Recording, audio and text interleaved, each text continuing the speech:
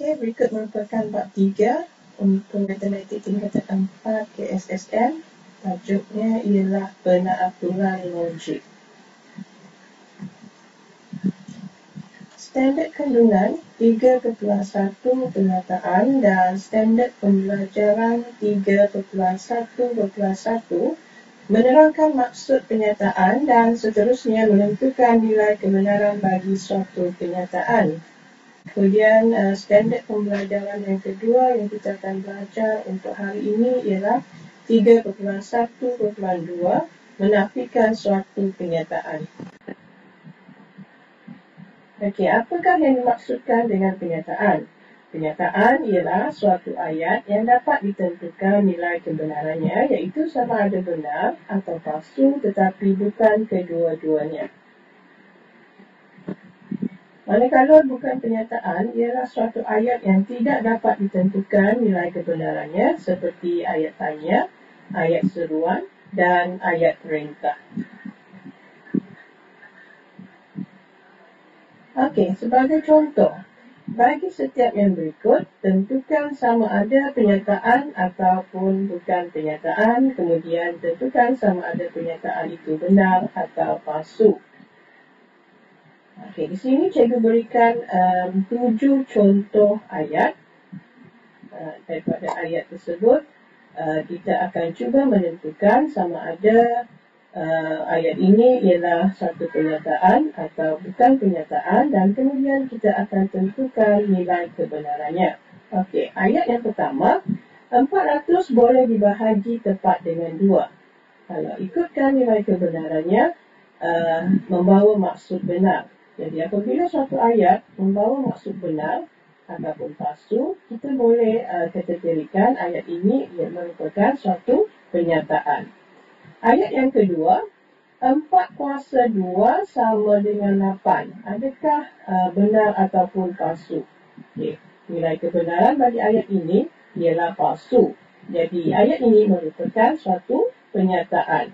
Yang ketiga, X tambah 10 sama dengan 15 bukan penyataan. Kerana apabila kita membaca ayat ini, ia tidak membawa sebarang nilai kebenaran sama ada palsu ataupun benar. Disebabkan kita tidak mengetahui berapakah sebenarnya nilai X. Jadi kita tidak dapat menentukan nilai kebenaran untuk ayat ini. Ayat yang keempat, 15 ialah gandaan 10. Kita tahu bahawa 15 bukan gandaan 10 dan ayat ini membawa nilai kebenaran palsu.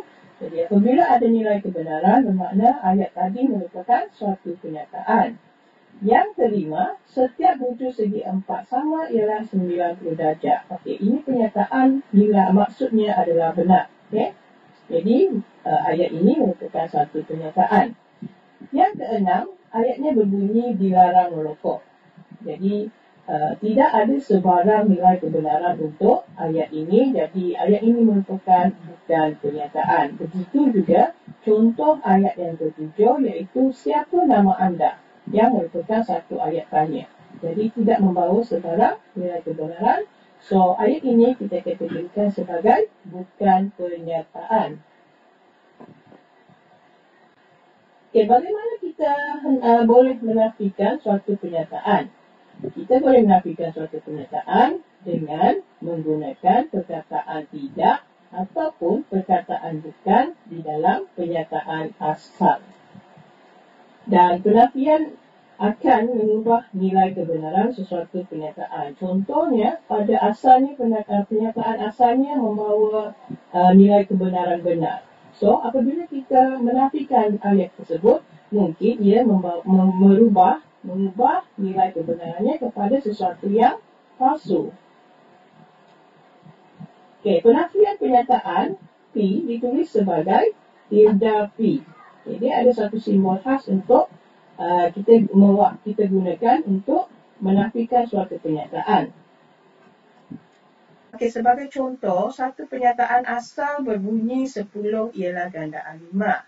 Okey, so penyataan ini adalah benar. Tetapi apabila kita masukkan perkataan bukan, penyataan barunya ialah 10 bukan gandaan 5. Okey, pernyataan asalnya adalah benar tetapi menjadi palsu apabila ditambah perkataan bukan. So di sini maksudnya penafian ini boleh mengubah nilai kebenaran suatu pernyataan asal. Okey, sekian untuk standard pembelajaran untuk kali ini.